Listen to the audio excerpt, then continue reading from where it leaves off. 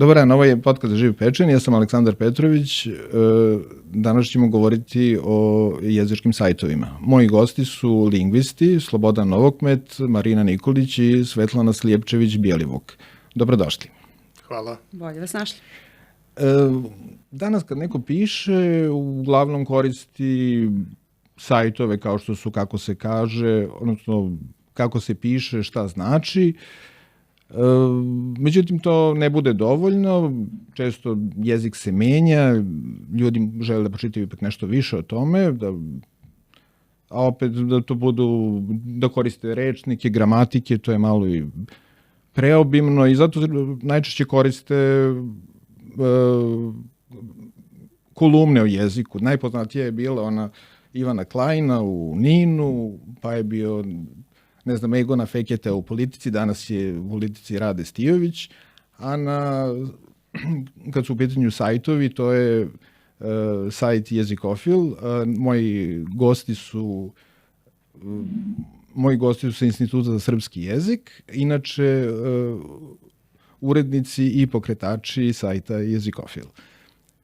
Htio sam vas pitam, Slobodane, šta je vam bio motiv da pokrenete ovaj sajt?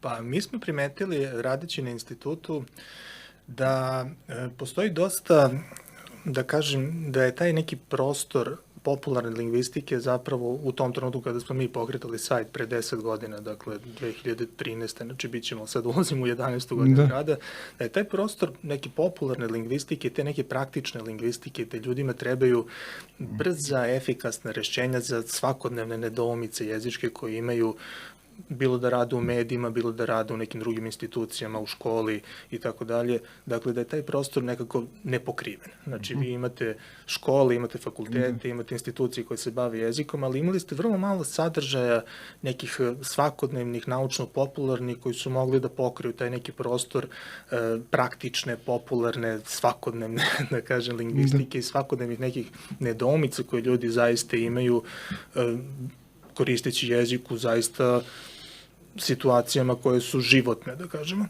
I primetivši to, osjetili smo da jedan sajt tog tipa, koji bi počeo zapravo od toga da rešava takve vrste nedoumica koje ne možete tako lako ni da nađete u literaturi, može da tu svrhu prosto ispuni. To je bila njegova prva neka motivacija. Iz toga se razvijalo i dosta toga, na primjer, da smo želeli različite lingvističke teme da približimo, da kažem, običnim čitaocima kojima jezik nije profesija, ali se zanimaju za jezik.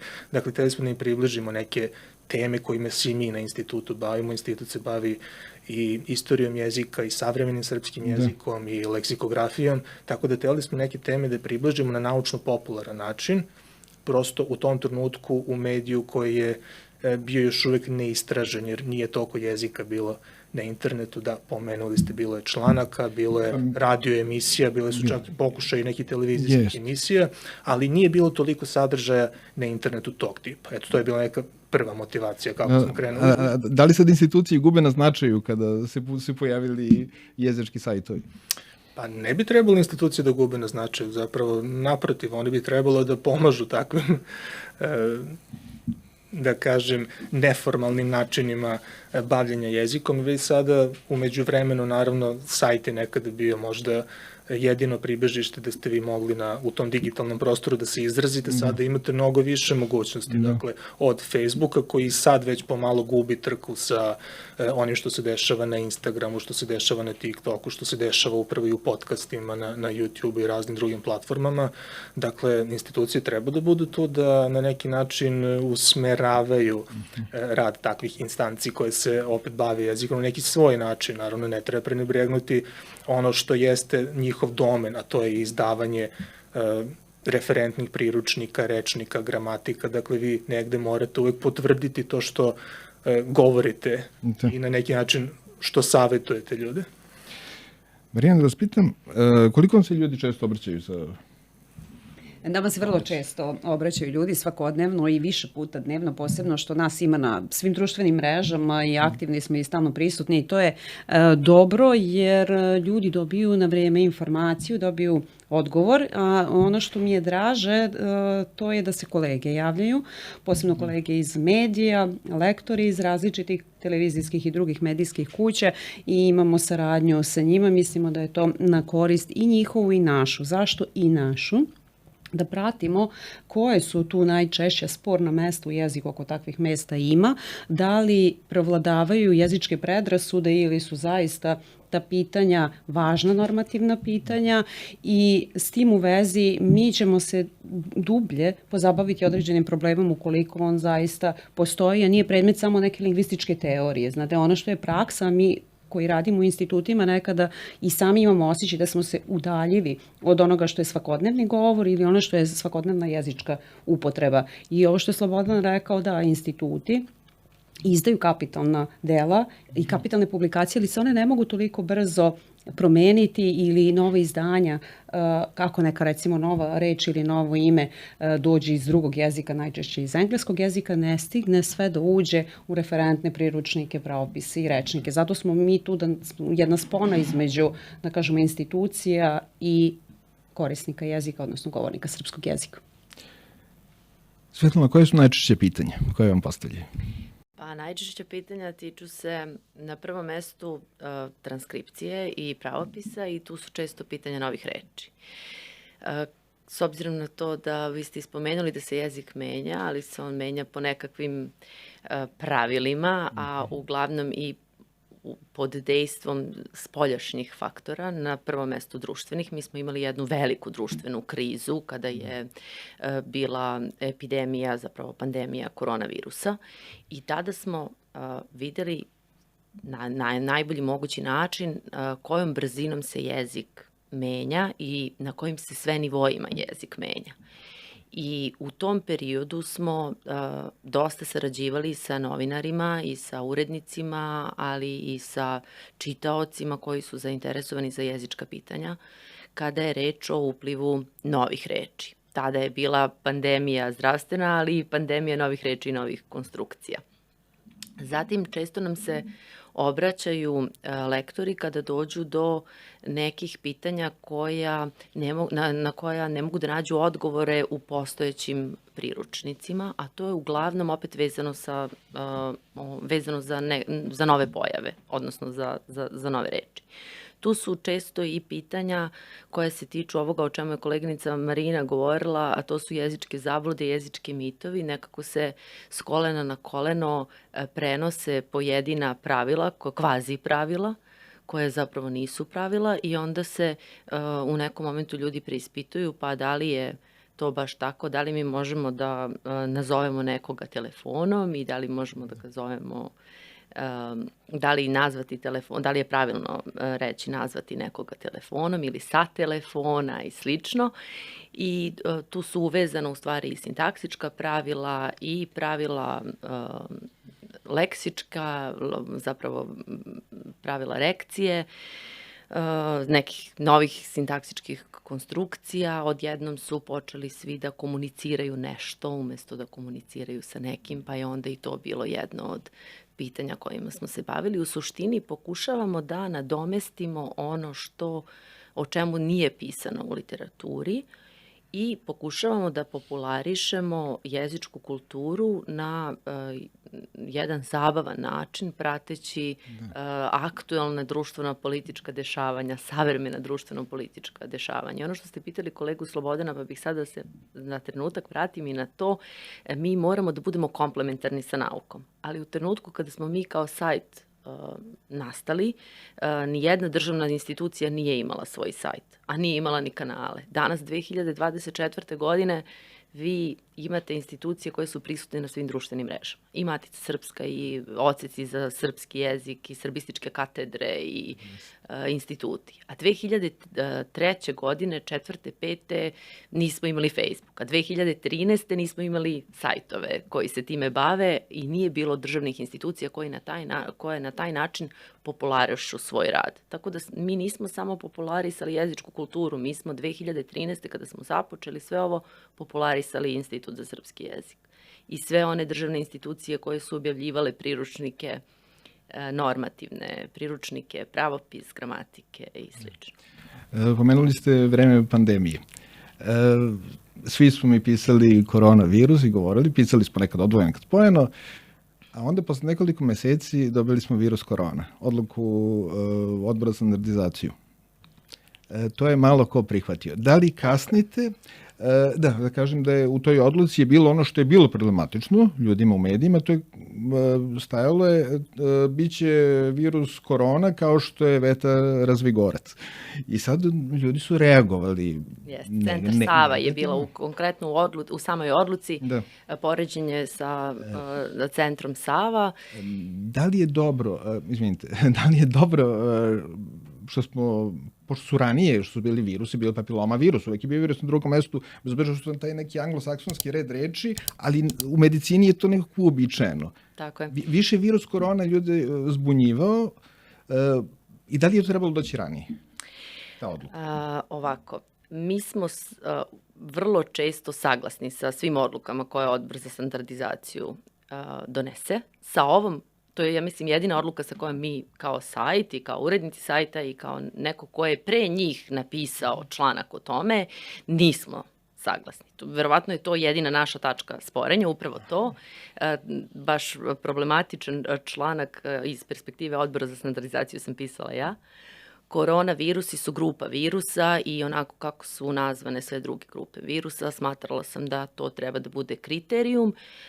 Smatram da se kasnije ovaj segment korona osamostali u značenju koronski, odnosno ono što potiče od koronavirusa, koronavirusni u stvari je. Tako da taj moj članak se bazira na praksi koja postoji u taksonomiji virusa, na praksi koja postoji u našem pravopisu. Oni su uzeli analogiju prema nečemu drugom. Ja smatram da analogija prema Centar Sava i slično ne može da bude adekvatna. Iz raznih gramatičkih razloga, sada ne gnjavimo slušaoce, ali to je verovatno jedina tačka sporenja između nas i odbora. Da li je trebalo da bude ranije donetat, ne mogu to da odgovorim na to pitanje. Odbor ima svoju dinamiku i svoje neke principe po kojima funkcioniše i naravno postoji tu jedna tradicija, postoji ozbiljnost u pristupanju svakom problemu kojim se bavi. Smatram da ovo možda čak i nije bilo pitanje o kom je odbor morao da rešava, a koje je odbor morao da rešava s obzirom na to da mi već imamo taksonomiju virusa. Znači, trebalo je samo pogledati kako je to pisala Ana Gligić 1980 i neke, jer je ona žena i doktorirala na koronavirusima i to bi bilo sasvim dovoljno. A šta vi radite kad se ne složite oko nečega? Nas troje? Vas troje. Pa kad na sajtu neko napiše nešto i onda neko kaže pa ja to tako ne mislim. Pa to je prava diskusija.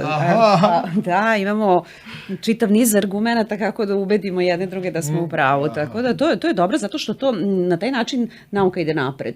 Ne bi bilo dobro da se uvek slažemo. Mi se ne slažemo, ali onda se trudimo da što boljim argumentima jedno drugo ubedimo, jer kako bismo mi recimo vas ubedili u nešto ako ne možemo jedni druge da ubedimo. Tako da tu postoji vrlo razvijen sistem argumentacije i to naučna argumentacija. Kad smo već kod virusa, vi ste pisali o antivakserima, da ste protiv. Pisali smo i o protivnicima i o pobornicima vakcinacije i to je baš, tu se pokazalo čitavo polje. Da li ste predlog da budu antivakseri, antivakcinalisti? Dali smo predlog. To, znate kako, teško da se može baš dati konkretan predlog za neke reči, da li će ući, da li će se upotrebljavati. Mi možemo dati preporuku šta je... A ovo je postalo potpuno uobičajeno. Antivakseri. Da, trudili smo se da posmatramo tvorbene obrazce koji su se ustalili u srpskom jeziku, jer jedan od osnovnih kriterijuma jeste sistemnost, onda gledamo kako taj sistem funkcioniše, moramo da se ugledamo na čitavu paradigmu. Ušlo nam je to antivakserstvo ili vekserstvo i različiti su to varijante bile i onda smo iskoristili taj kriterijum rasprostranjenosti i vidjeli da je onda možda u tom trenutku i pobedio kriterijum sistemnosti. Dakle, ono što je rasprostranjenije i što su mediji proširili pa su zatim i govornici preuzeli kao nešto svoje, je pobedilo ono što je sistem. Ali to nije redak slučaj, dešava se često u jeziku. Slobodane, brojni su konkursi za novu reč u svetu, ali i kod nas, pa reč godine u izboru Filološkog društva reči bila je nasilje, nova reč je chatbot, reč godine prema izdavaču Oksfordskog rečnika je RIZ, što znači privući, zavesti, flertovati. Prema Websteru nova reč godine je autentičan. Sad te da vas pitam, koji su kriterijumi sem odluke žirija za izbor tih novih reči? Pa, pre svega svaka institucija ili neko udruženje koje se na neki način bavi jezikom može da sasvim legitimno organizuje izbor za reč godine. To na engleskom jeziku uglavnom rade veliki njihovi rečnici, znači oksfordski, kembridžki, Merriam-Webster. Kod nas je ove godine prvi put organizovan, da kažem, neki zvanični izbor za reč godine koji je sprovelo upravo Filološko društvo reči koje izdaje i časopis Novo reči koje se bavi novim rečima i mi jesmo uspostavili naravno neki kriterijume na osnovu kojih ćemo birati reč godine, a jedan od osnovnih kriterijuma bio je da se uključi zapravo građanstvo ili da uzmemo u obzir predloge samih govornika. Dakle, prvo je trebalo sakupiti predloge u smislu šta ljudima deluje da bi mogla da bude i reč godine i nova reč godine i imali smo i nešto što se zove lažje reč godine, dakle neka reč koja zapravo zamagljuje to svoje značenje i služi nekoj vrsti manipulacije jezikom. I zaista dobili smo dosta predloga, znači više stotina predloga je stiglo za reč godine i onda smo na osnovu i glasanja, ali i učešća žirija, dakle stručnog žirija koji je sastavljen od lingvista, uspeli da sakupimo neku bazu predloga na osnovu kojih smo na kraju izabrali reč godine. Dakle, bio je kriterijum hibridan i glasovi publike, čitalaca i govornika i žirija. I na taj način smo došli do ovih pobednika koje ste vi sada rekli. S druge strane, engleski rečnici imaju opet neke svoje kriterijume, dakle oni imaju neke svoje baze na osnovu kojih u frekvenciji upotrebe neke reči možda odaberu onu koja je u tom trenutku imala povišenu frekvenciju upotrebe u medijima. Dakle, oni imaju neke druge alate koje mogu to da... A mogu li, će li te reči ući kod nas? U naš jezik? Pa opet to zavisi, znate, ono što je pobeđivalo na konkursima za reč godine na engleskom jeziku često završi u srpskom jeziku, ne samo u srpskom, nego u svim jezicima sveta, jer prosto uticaj engleskog je globalan i ne može se prenebregnuti u ovakvim situacijama. Dakle, mnoge reči koje su pobeđivale na tim konkursima jesu sada aktivno u srpskom jeziku, počev od selfija, od binđovanja, od Brexita, od vejpovanja.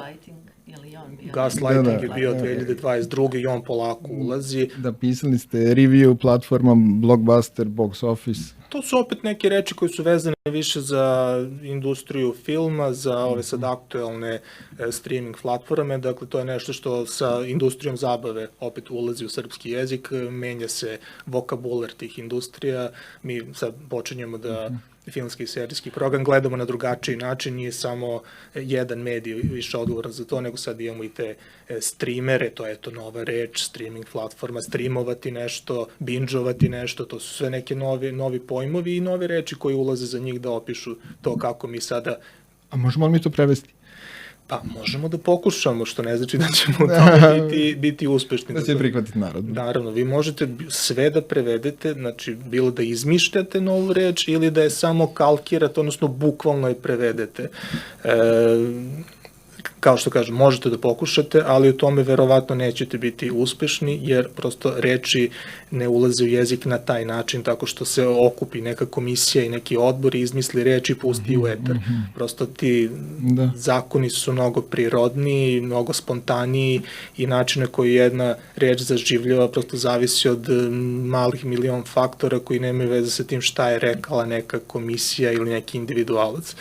Vrlo često mi imamo razne individualizme, hapakse, okazionalizme koje su naši pesnici, na primjer, smišljali u svojoj poeziji, pa to živi u tom nekom poetskom jeziku, možda u toj pesmi, ali ne znači da se primilo sad u jezik. Tako i sa ovim rečima. Možete probati da prevedete streaming kao neko strujanje ili ne znam šta, ali prosto uticaj koji engleski jezik ima u tim sferama društva, dakle u medijima, u digitalnim medijima, u društvenim mrežama, u industriji filma, serije i tako dalje, prosto neupitan i teško ga možete prenebregnuti u ovakvim situacijama. A kako Hrvati često prevode, je li kod njih to nekako opstane, je li to narod prihvati tamo ili dalje koristi engleske reči? Ne, ali oni malo intenzivnije rade na tome, znači imaju neku vrstu, ajde kažemo, organizovanije jezičke politike koja više naginje tom purizmu nego što je naša, koja je malo relaksiranija što se upravo toga tiče,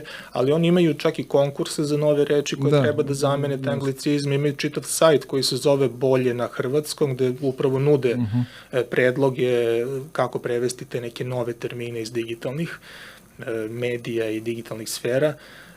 To vrlo često ne uđe u jezik, jer, kažem, da bi neka reč ušla u jezik, potrebno je da se desi mnogo više stvari nego što je to samo da vi kažete, sad imamo novu reč, izvolite. Nije baš tako. Znači, ona mora istovremeno da se pojavi i u medijima, i u književnosti, i u novinama, i da ljudi u razgovornom jeziku krenu spontano da je koriste. To su procesi koji se ne mogu kontrolisati i oni su vrlo, vrlo spontani i ne mogu se inženjeringovati sa strane. Dakle, oni pokušavaju, 99% toga ne zaživi, ali prosto pokazuju da razmišljaju o tome i da postoji neka vrsta jezičke politike koja naginje ka tome da bi trebalo kritički razmišljati o stranim rečima, ne samo ih usvajati i reprodukovati, nego i razmišljati kako da se one uklapaju u jezički sistem jezika u koji dolaze i da li se neke od njih mogu i zameniti. Jer mi imamo i dosta stranih reči koje se nekritički upotrebljavaju, a koji imaju svoje pandane i parnjake u srpskom jeziku, koje su, da kažem, već odomaćeni. Znači, ja često sad u poslednje vreme koristim taj primjer sa passwordom. Zašto bismo mi govorili password ako već imamo ustaljenu lozinku, na primjer? Ili tako neki primjere, ali naravno i oni su tu s nekim razlogom. Dakle, vi imate, prosto morate u jeziku imati opcije i morate imati sinonime zbog različitih funkcionalnih stilova i tako dalje, ali opet to sad sve zavisi. Pa i ne bude jedno i te istu reč. Tako je, da. Mora da se... Da se pitam, možemo naći zamenu za stakeholdere? Pa možemo naći opisnu, ali stakeholderi su vrlo pogodni za takve aktivnosti, zato što je reč o svim zainteresovanim stranama, kako bismo to mogli da prevedemo, i vrlo često, da kažemo, u političkom žargonu ili nevladinom žargonu, kada su neki projekti, u projektnom pisanju koriste se takve reči, što zbog interferencije engleskog jezika, što zbog same projektne dokumentacije koje najčešće na engleskom jeziku. Vrlo veliki broj takvih reči je u tom domenu. Oni se jako dobro razumeju među sobom. Nama možda čudno zvuči neka reč, zato jezikofil se trudi da to približi i onima koji nisu u toj sferi, znači koji ne pripadaju tom žanru. Svetlana, htio sam pitati, na jedan konkurs je izabrao reč, samo da ja nađem, duhoklonoće. Da li će se prihvatiti ta reč? Neće. Već smo vidjeli po reakcijama na društvenim mrežama da se to neće prihvatiti. Prvo, vrlo je problematično da vi preko konkursa birate, mislim, to je otprilike iskopiran konkurs za novu reč koja će biti zamena za stranu reč. Ovo o čemu je kolega Slobodan govorio, to je da je ceo konkurs bio jako problematičan u smislu da vi tražite reč za postojeće reči. Ne možemo tražiti reč, naročito što je objašnjenje bilo da se traži zamena, da to treba da predstavi zamenu za depresiju. Da. Prvo, u pitanju je stručni termin koji se vrlo često zloupotrebljava u javnosti. Mi često nazive za mentalne bolesti i načelno za bolesti zloupotrebljavamo. Zatim u pitanju je reč koja ima već svoje derivate, depresivan, kako ćemo reći, duhoklonut. Šta ćemo, kako ćemo pridev ili depresivno vreme, kako ćemo izvesti prilog iz duhoklonuća. Izuzetno problematičan konkurs sa na kraju problematičnim rezultatom. Ako, mislim, mene pitate. I iz te lingvističke perspektive i iz perspektive tog jezičkog inženjeringa, to nije način da srpski jezik, ono što je cilj tog konkursa i što je popularisano kao cilj tog konkursa, to je nekako podizanje svesti o jeziku i nije sve način da se, znate ono, loš marketing je marketing, pa nije sve način da se populariše jezik. Ne, mislim da i nadam se da takvih konkursa više neće biti. Ne bi trebalo da ih bude. Jer to podriva takođe taj veliki mit o urušavanju srpskog jezika uplivom stranih reči. Naša istorija jezika pokazuje da nam ništa nije pokvarilo jezik, jer vi danas ne možete da navedete šta vam se nalazi ni u dnevnoj ni u spavaćoj sobi, a da ne upotrebite neki germanizam ili turcizam. Dakle, kada uvozimo nove pojave, nove predmete, nove stvari, onda mi uvozimo i nove reči. Nove reči su loše onda kada predstavljaju odraz niske jezičke kulture u komunikaciji koja je neprimerena situaciji. Drugim rečima, ako gimnazijalac sa svojim školskim drugovima priča na jedan način, to je deo njegove socijalizacije, to je deo žargona. On će koristiti žargon, pa sad će u tim svojim prepiskama ili u tim svojim razgovorima koristiti reči koje će, kao i uvek matorcima, biti nepoznate. Loše je onda kada te reči on prenese u sastav o Svetom Savi ili o nečistoj krvi. Ali načelno loše, nema ničeg lošeg u novim rečima. Ne treba praviti taj otpor. I onda ako vi napravite konkurs koji se bavi tipom zamene za nove reči, odnosno za strane reči, onda vi strane reči proganjate iz nekog razloga. Da, ja bih dodao ako mogu samo. Može, naravno. Ovo je podcast, treba malo više. Da bude dinamičnije. Ja ne bih bio tako strog, znači ja nemam ništa protiv da se takvi tipovi konkursa održavaju, jer mislim da tehnički ne ugrožavaju nikoga, ali Svetlana je u pravu, oni šalju jednu pogrešnu poruku. Dakle, da, oni pokazuju neku vrstu da u srpskom jeziku postoji potencijal, tvorbeni, semantički, kakav god, da vi pravite nove reči. I postoji neka vrsta narodne jezičke kreativnosti. Mi smo sve to videli. A videli smo i kad je Željko Mitrović Imaginarijum izmislio. Znači, to je bila reč godine pre 5 godina. Ali s druge strane, kriterijumi koji su postavljeni od samog starta nisu naučni, jer oni u tom konkursu kažu, eto, mi hoćemo da nađemo zamene za neprilagođene strane reči, neadekvatne anglicizme, ovakve, onakve, a nećemo da diramo neke koji su ustaljeni, pa su sad tu naveli koji su tu ustaljeni. Radijator, ne znam, radio. Sad, ko je tu nadležan da kaže šta je ustaljeno, šta nije? Mislim, kakav ste vi tu arbitar sad da se postavite? Znači, to prosto nisu naučni kriterijumi od samog starta. I govoriti da se preko konkursa može bilo šta rešiti na taj način, onda vi postavljate to kao osnovno pitanje da je to sad neki problem. Ne, to nije problem. Postoji 100.000 drugih problema u jeziku koji su urgentni, koji nemaju veze sa tim da li mi koristimo streamer, binge ili ne znam šta drugo. I na kraju proglase pobednikom reč koja ništi njihove kriterijume. Dakle, i neko bi se zapitao, zar je depresija ikada i bila neki problem u jeziku? U jeziku. Samo u jeziku samo i govorimo ovde, da. Obaška to što reč duhoklonuće, ako bismo je usvojili u nekoj naučnoj fantastici, ne pokriva ni peti deo onoga šta medicinski depresija zapravo jeste. Jer to nije samo klonuće duha kao tako, to je niz nekih, čak i fizičkih manifestacija, ne samo psihičkih. Tako da sve je to bilo vrlo problematično, ali opet kažem, nemam ništa protiv to dok to mediji prvo shvate na pravi način i prenesu na pravi način. Ovde je problem bio što su se mediji upecali na ovo, čini mi se nekako reagovali kao da sada neki zvaničan komitet naređuje svima, ne, apsolutno ne. Previše prostora je dato i u medijima tada, a i sada. Može druga tema. Da.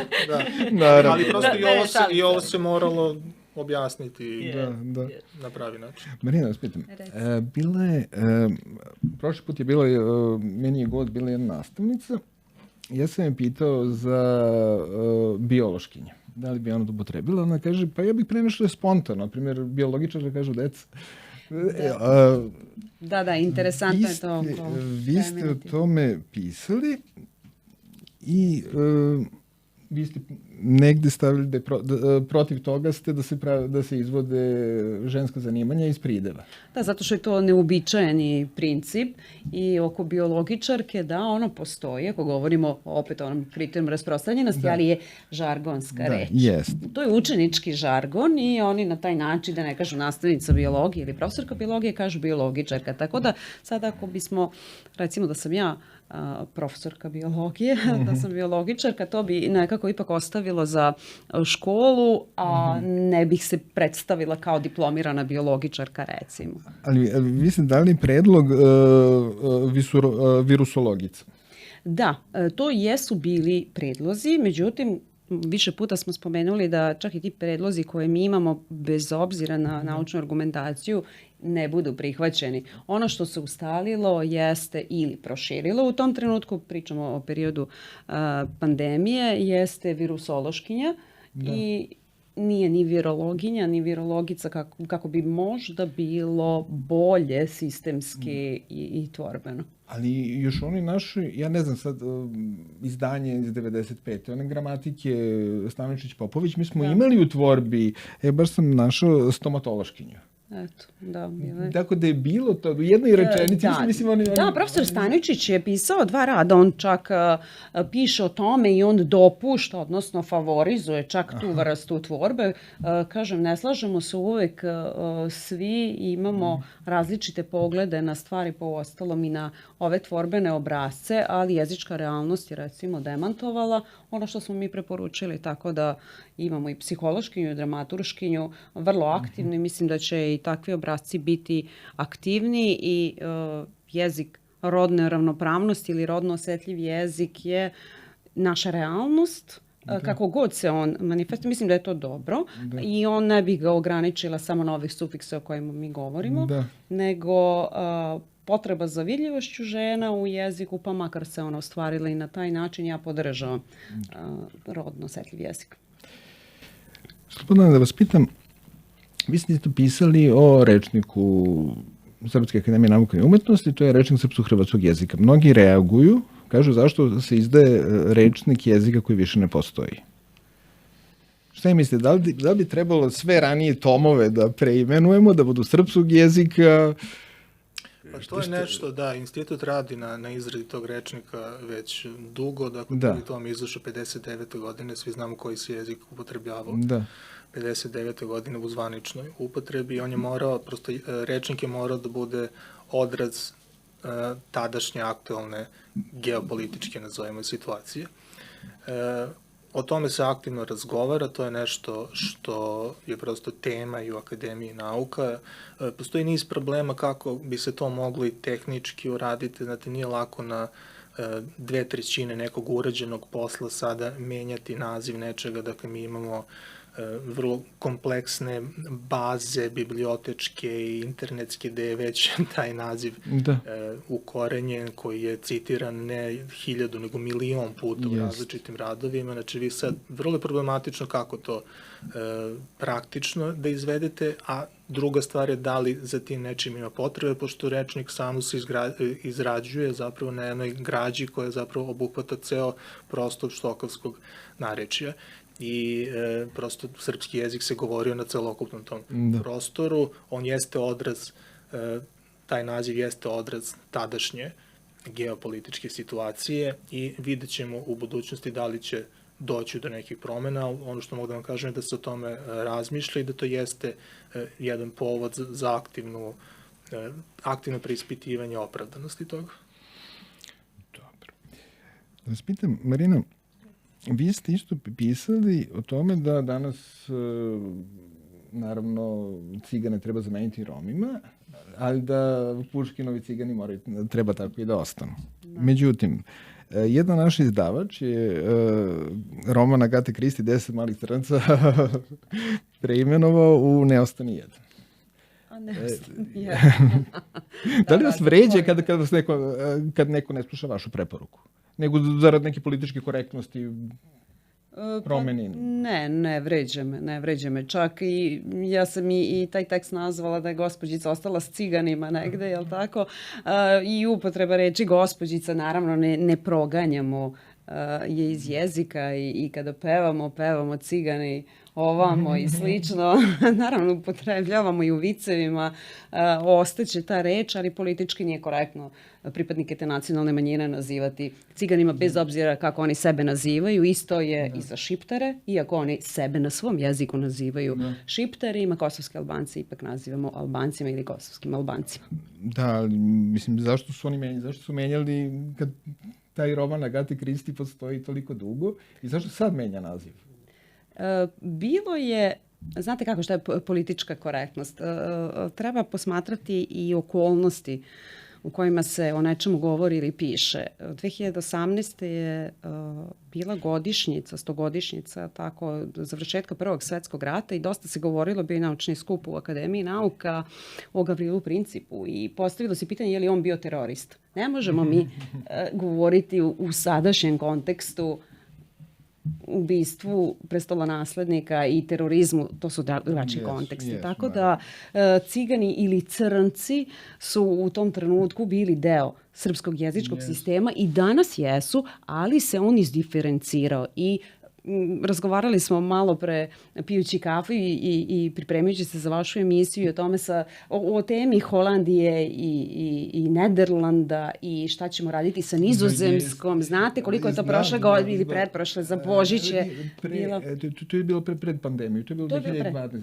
Mislim početak, januar 2020. Da. I onda na jednu depešu koju je vlada, koju je već pošto je Holandija kraljevina, da oni su dostavili ambasadama i onda kako ćemo mi sada promeniti... Mogu da je Nederland?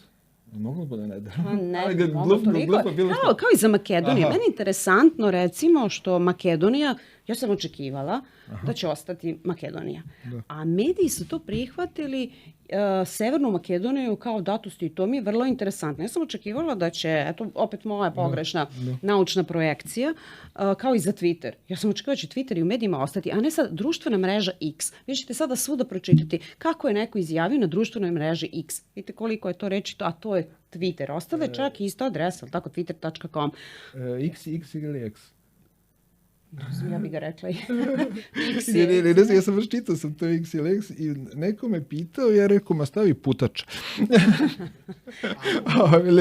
Ne znam, uglavnom je X. Uglavnom je u medijima je X, ali opet možda bi trebalo bude X, ne znam. Ne znam, čak i ako me pitate da se vratim na Makedoniju, ja bih Makedoniju uvek rekla Makedonija, a ne bih rekla Severna. Eventualno ako bi nešto pisala zvanično, napisala bih Severna Makedonija. Ali da li pijemo makedonska vina? Pa naravno ne pijemo severno-makedonska vina. Jeste. Ja, ako mogu da dodam samo za tu političku korektnost, dakle, ono što se kod nas događa nije ni peti deo onoga što se događa u Americi. Dakle, vi imate čuvenu bajku Snežana i 7 patuljaka, koja nikako ne može da se ekranizuje pod tim imenom više, nego je to uvek Snežana, jer oni ne smiju više da upotrebljavaju taj termin patuljak, jer to nije patuljak, to su mali ljudi. I onda oni menjaju naziv jedna od najčuvenijih bajki na svetu, da bi se nekako ukalupilo taj trend političke korektnosti. Pa sad tu imate čitav niz problema. Da li te ljude u filmu treba da glume glumci koji su na neki način digitalizovani da izgledaju tako ili treba da glume autentični patuljci. Pa ne znam, zaista ne. I to su sad ogromni problemi koji se dešavaju. Imate Marka Twena, mislim, najčuvenijeg američkog autora autora Toma Sawyera, Huckleberry Fina, koji je ono klasika američke književnosti, što je kod nas Nušić otprilike, i imate sada pokušaj da on bude cancelovan, jer su njegova dela puna nekih rasističkih termina, naziva, znači to prosto iz te kuhinje dolazi ta neka priča o kojoj sad ovde govorimo. Da. Svetlana, teo sam vas pitati, evo sad pređemo na pravopis. Baš kad sam gledao sajt, nisam video, Srbija voz je napisano na nekoliko načina. Koje je pravilo? Nijedan. Ne bi trebalo da bude Srbija crtica malo voz. Zašto mislite bi to trebalo da bude... To mi je neko uobičajenije, najuobičajenije kao što ćemo pisati Srbija šume, sve, znači sa crticom i sa malim slovom. Da ne bude veliko, da ne budu dve reči. Nema razloga da bude veliko slovo, opšta imenica, to je zajednička imenica u okviru naziva, nikad nije veliko slovo. Srpsko narodno pozorište, je li tako? Jest.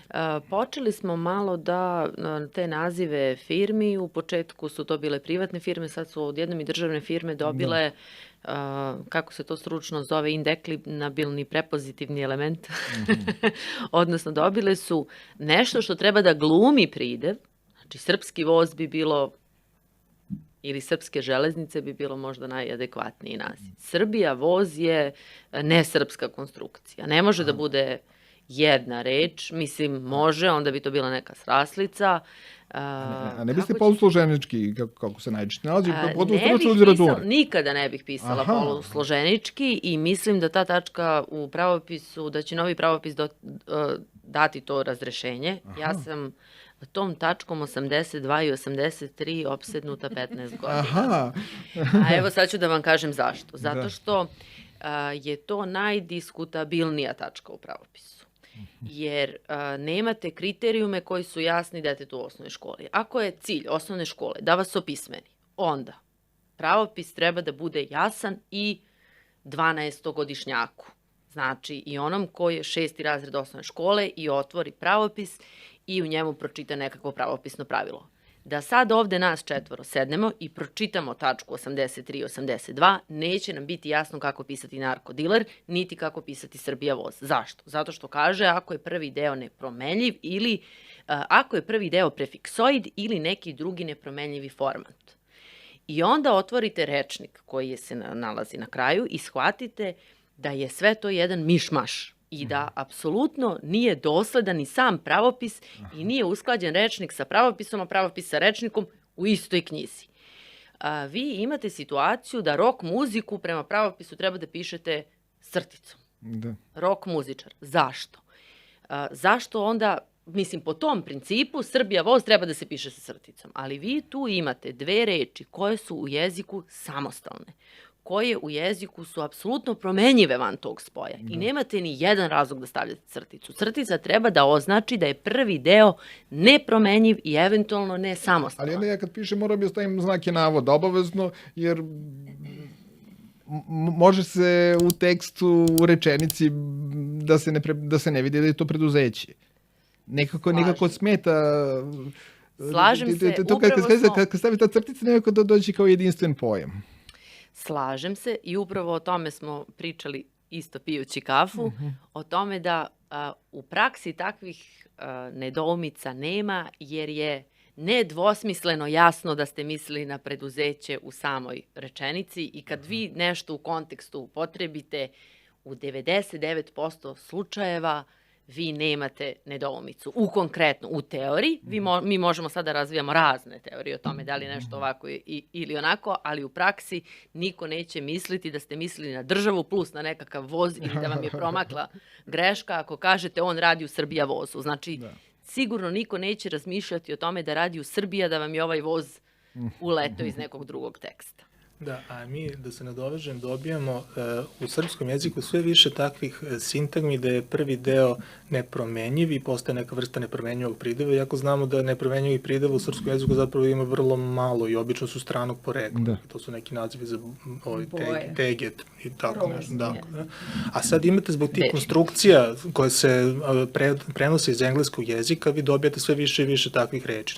Znači, biznis plan, internet provider, Zoom sastanak, sastanak. Da. Znači, nešto od čega biste možda i mogli da napravite prisvojni pridev i onda se to prenosi i na druge neke konstrukcije i to vam je jedan Kako talas. Zoom sastanak da napravimo prisvojni pridev? Sastanak na Zoomu, ne mora da bude mora da prisvojni bude prisvojni pridev. Može da pridev. se napravi konstrukcija tako, drugačije, ali je pridevskog značenja. Da, Ali smo to takođe preuzeli prosto nekritički i onda sad dobijate jednu beskrajnu listu nepromenjivih. Da. Dobar je primer kako analogija nije učinila svoje. Na fakultetima i univerzitetima imate doktorske studije, ali obavezno master studije. Imate odbranu master rada i odbranu doktorske disertacije. To je interesantno, moglo bi se i masterski, ali nije zaživelo. Čak i kada napišem nešto tako, mene vrate jer to nije zvaničan naziv. Recimo, to nisu masterske studije, nego su master studije. Ja sam negde našao u nekom priručniku, negde sam našao masterski. To jesu lingvisti preporučivali, možda smo i mi čak pisali o tome, ali verujte, u kurikulumima, u programima to nije zaživjelo. Iako je to analoški bilo i pa se uklopilo. Da vas pitam, jednom ste pisali, tako svi pišu, da Srbija predsedava OEBS-u. Da. Egon Fekete u Jezičkim doumicama tvrdio pre 15 godina, kada je to već pisao, ima i više, da se koristi instrumental kada je u pitanju država. Pa da bi trebalo da kaže predsedava Evropskom unijom. Da tu treba praviti razliku. Da li ima potrebe za tim u jeziku? Tu je takođe analogija učinila svoje, preuzevši taj instrumental iz rekcije glagola rukovoditi. Da, rukovodi tim preduzećem i rukovodi državom. Čini mi se da je predsedava. I niko to nije prihvatio, ja sam to imao... Da, ali rečnici, referentni rečnici, kao što je rečnik glagola sa dopunama, daje dativnu rekciju, tako da Srbija je tada presedavala OEBS-u i neko presedava Skupštini. Vladimir Orlić presedava, recimo, prethodnom sazivu Skupštine. Zato što je on tu pravio tu razliku, da je država dalje organizacija. Da, mislim da nema potrebe za tim i da nema opravdanje da zašto je to sad jedno ili drugo, da je rekcija glagola tu nedvosmislena, ali se često greši. I bilo je tako ne samo za glagol, nego i predsjedavajući za pridev, kad je neko predsjedavajući Skupštini. To će se retko čuti, bojim se da će zaživeti ipak ovaj instrumental, da će preovladiti. Neće. Novinari, niko ne greši, više niko ne greši. Ja sam primetila sam, evo, razmišljajući, sad 10 godina smo proslavili u novembru, da su se neke stvari ipak promenile. I razgovarali smo o temama o kojim treba da se bavimo u budućnosti, šta je ono što je interesantno i da li smo sad iscrpli, to je i naša bila dilema, da li smo iscrpli ove jezičke nedoumice, kako ih je Fekete nazvao, pa smo ih svi posle prihvatili, ili jezičke dileme. Čini mi se, ili je to sad možda moja optimistička narav, da su se i tu stvari promenile, da ljudi više promišljaju o jeziku, da je manja onih gramatičkih nacista koji se podsmevaju drugima, možda i ta tolerancija sada bolja, možda se ne slažete sa mnom, to je, kažem, moja impresija i čini mi se da se sada i novinari i lektori možda i dva put zapitaju pre nego što nešto napišu ili kažu. Možda smo i mi tu pomogli, a to malo zasluga i nama je samo ću reći, ali čini mi se da se više promišlja. Znate, mi sad i u institutu često dobijamo pismo od organizacija, poslednje je bilo pa smo Svetlana i ja napisale odgovor kako množina od start-upa i spin-offa. Evo, mi sad imamo i zakon o tome i nama su se institucije obratile. Mislim da to nije loše i da se direktori tih preduzeća ili institucija... Pa ćete se dužu množinu ili kraću? Kraću. Start-upi? Da. A mislite da će prihvatiti govornici? Rekli su mi da u zakonu je čak i bilo sa start-upima, da je takva bilo. Sad je bilo drugo i pitanje za spin-off, to je lakše možda spin-offi nego spin-offovi, ali start-up je naša preporuka. Znate, ovo za laptop. Da, laptop. Znači, bilo je laptop u onom client-ship, kao reč izraza, bilo kraća množina, a posle toga je Ivan Klein ima dužu množinu u normativnoj gramatici. Tako je. I sad, svi smo koristili dužu množinu. Iskreno. Znači, pa analoški prema topovi. Da. Mislim, pa jest, veze nema jednostavno. A topova nema, da. Analogija je vrlo jak mehanizam koji usmerava to kako ćete, pogotovo strane reči prilagođavati jeziku. Da vas pitam za kraj, da li radite u institutu ili na Institutu srpski jezik? To je ono gde se greši, ako je to uopšte i greška. Pa, šta vi mislite, da li je to Ja sam jedno greška? vreme Ja bih rekao da radim radila... na institutu. Da, ja sam jedno vreme radila na institutu, a onda me nekoliko starijih koleginica pitalo Ispravilo. otkad mi to radimo na institutu, a ne radimo u institutu. U moje vreme mi smo na početku rada govorili da radimo u institutu. Ovako nas naučili Duška Klikovac. Pa dobro, ali ovo su koleginice koje su čak starije od Duška Klikovac, tako da nije ih ona na tome učila.